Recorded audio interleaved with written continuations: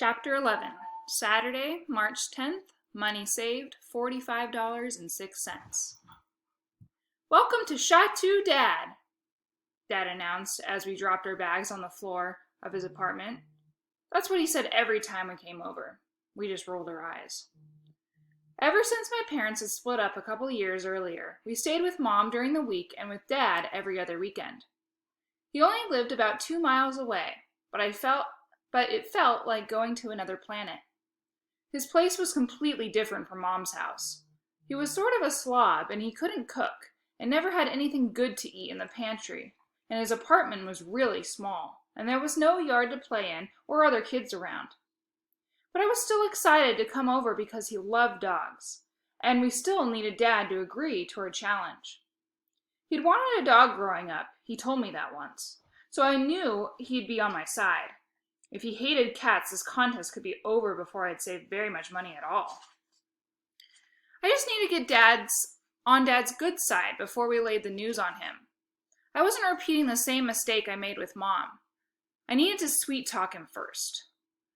I love what you've done with the place, Dad. Is that a new sofa? No, said Dad, scratching his head. It's the same old worn-out couch that was in our basement for years. The same couch you've always hated because you say it smells like peas. I like the smell of peas now, I said. Not really. The place looks really nice. Thanks, I guess, said Dad. He didn't have a lot of furniture. The main room had a television, a recliner, a couch, and one plant, a cactus. Lexi and I had brought him a fern when he first moved in, but he never watered it, so it died. The next floor plants we bought him died too. Lexi finally bought him a cactus because those hardly ever need to be watered. It still didn't look very good. Obviously, Dad wasn't a plant guy. The sink in the kitchen was filled with dirty dishes. There was some sort of green blobby stain on the carpet that wasn't there last time we were here too. And yes, the couch smelled like peas.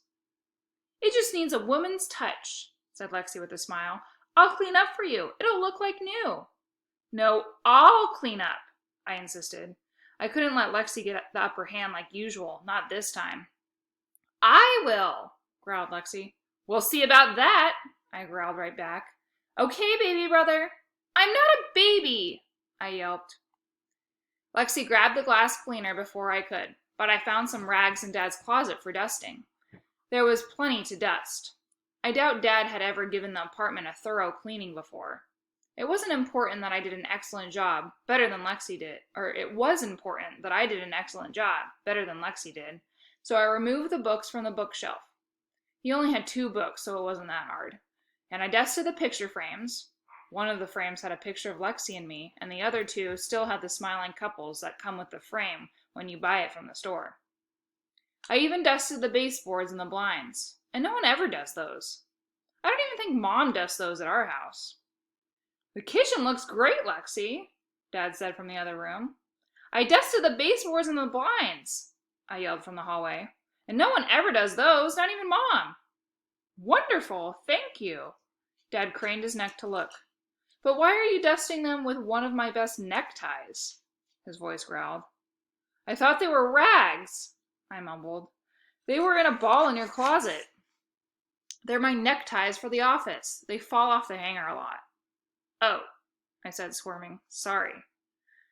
Dad showed me where he kept his rags, both of them, and I finished the few remaining dust spots. His ties weren't ruined, just dusty. But I apologized about 1,000,000 times, too. I still needed to make up for my mistakes. I was supposed to be buttering him up after all, so I offered to vacuum his apartment twice. The second time, just in case something went missing. I don't own a vacuum cleaner, replied Dad, so I didn't vacuum, but I promised myself to never walk around in my bare feet at Dad's place anymore. The bathroom needed cleaning. Lexi grabbed the disinfectant. That was fine with me. I didn't really want to clean a toilet anyway, but I bagged Dad's garbage and straightened out his silverware drawer to keep busy. Dad seemed to be enjoying all of our work. He kept walking around, nodding his head and thanking us.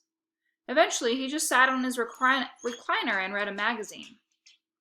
His apartment had never been this clean, ever. I doubt any apartment in the history of apartments had ever been this clean. I sat on the couch, tired. Lexi was finishing up in the bathroom.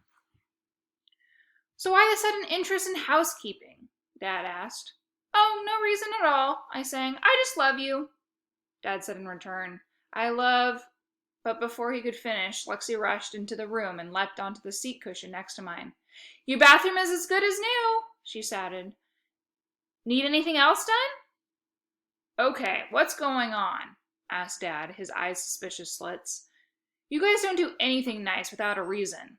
Last year, Otto ironed my clothes because he wanted to go to the water park." He shook his head and frowned. "I said I was sorry," I squeaked. "I didn't know the iron would burn through your shirt." "That's why you never leave an iron on top of clothes while you watch television." "But there was a really good show on TV, so it wasn't completely my fault." "Blame the cable TV guys. I talked to one recently. Honestly, they don't seem very bright." "That's okay," said Dad. "It's water under the bridge. But I know you two want something. What is it?" "Why do you think we want anything?" remarked Lexi with a fake innocent smile. "You look really handsome today, Dad." Dad picked a crust of food off his t-shirt. "Hey, I have an idea," I exclaimed. "I should get a dog." "I have a better idea," exclaimed Lexi. "I should get a cat." "Cats are boring," I said. "They spend their days licking themselves and ignoring you. They don't play fetch. They don't do tricks. Man's best friend is a dog, and Dad is a man, so that means dogs are his best friend. When Dad was a kid, he wanted a dog, right?" Dad nodded. He looked out the window as if remembering those long, long lost dog-wanting days. Grandpa and Grandma said a dog was too hard to take care of. I begged and begged. They always said no. "Grandpa and Grandma sure are smart," growled Lexi. "That's because they're older and wiser. Always listen to your elders. I bet they both agree that a cat is the best pet ever. They are much easier to take care of and twice as smart. And they don't smell like dogs do." "They smell better than you," I chirped in. "It's perfume," she whined.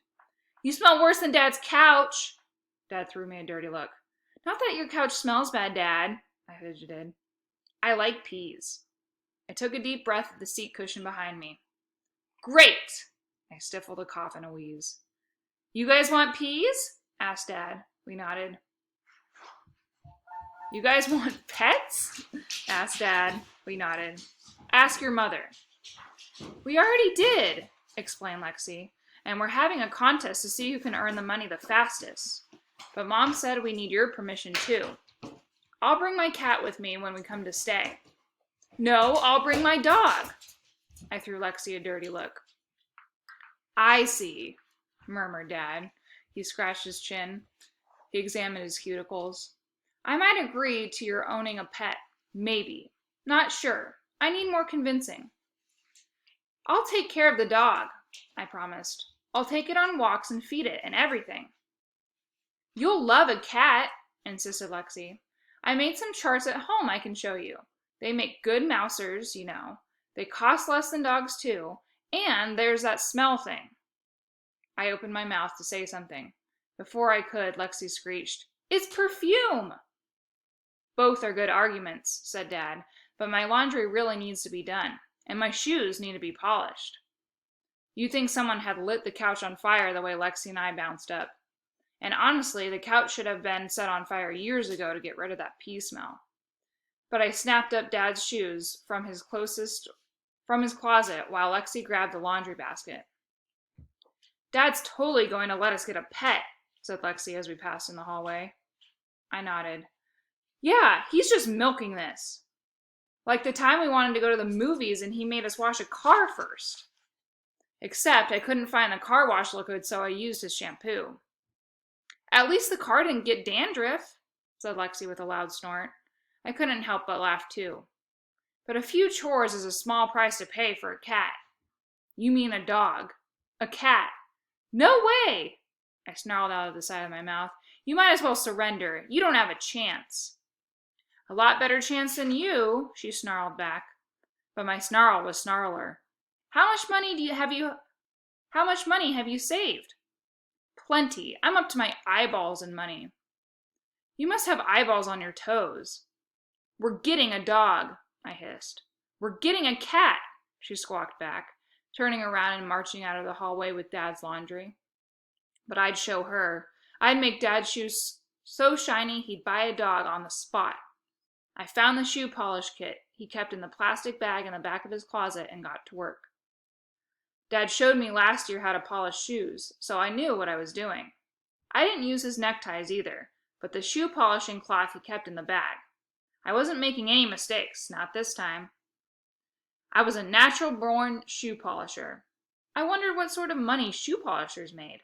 I could open up a shoe shine stand, except you only see those at airports, and the airport was way too far away to ride my bike. While I was on the second pair of loafers, Dad stood over me, supervising. Look at that shine, I beamed, hoisting them up. I think we could get a dog, Dad mused, nodding. Maybe, but you missed a spot right there. I scrubbed the side of his shoe again. Better, but I still need convincing. Polish the other 3 pairs and we'll talk about getting a dog. Or a cat, right, Dad? Screamed Lexi from the hallway. Yes, or a cat, Dad hollered back. If your mom thinks it's a good idea, then I guess I'm fine with it. He pointed to the shoe I was holding. But only if those shoes are so shiny I can see my reflection in them. Yes, sir! I smeared a glob of shoe polish onto another shoe. By the way, I charge $100 a shoe, Dad growled. Just kidding, I quickly added. Not really. For a moment I thought I had stumbled upon a brilliant idea. But of course Dad would agree to a pet. I continued rubbing in shoe polish just in case. Polishing shoes wasn't getting me any closer to earning money, though. I could see my reflection in his shoes, and I saw a future dog owner smiling back at me. Our next chapter is Chapter 12, Sunday, March 11th. Money saved, $45.06.